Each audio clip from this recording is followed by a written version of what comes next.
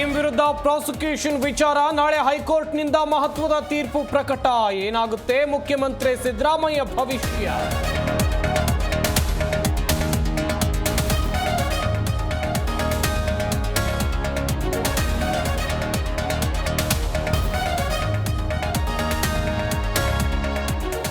ಸರ್ಕಾರದ ವಿರುದ್ಧ ಅರ್ಕಾವತಿ ಅಸ್ತ್ರ. ಬಿಜೆಪಿ ಕಾಂಗ್ರೆಸ್ ನಾಯಕರ ನಡುವೆ ಮಾತಿನ ಯುದ್ಧ.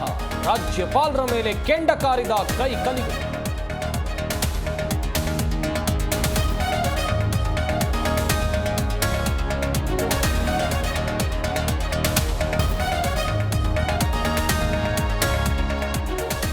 ಅಂಕೋಲದ ಶಿರೂರಿನಲ್ಲಿ ಗುಡ್ಡ ಕುಸಿತ ಪ್ರಕರಣ. ಕೊನೆಗೂ ಪತ್ತೆಯಾದ ಟ್ರಕ್ನ ಬಿಡಿ ಭಾಗ. ನದಿಯಲ್ಲಿ ಮುಂದುವರಿದ ಶೋಧ ಕಾರ್ಯ.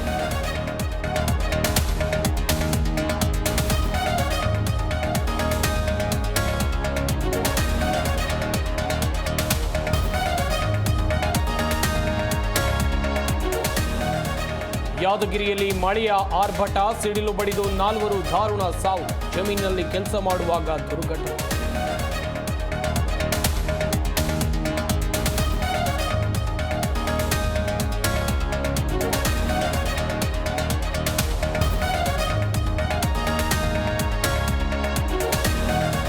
ಬದಲಾಪುರ ಶಾಲೆಯಲ್ಲಿ ಲೈಂಗಿಕ ದೌರ್ಜನ್ಯ ಕೇಸ್. ಪೊಲೀಸ್ ರಿವಾಲ್ವರ್ನಿಂದ ಆತ್ಮಹತ್ಯೆಗೆ ಯತ್ನಿಸಿದ ಆರೋಪ.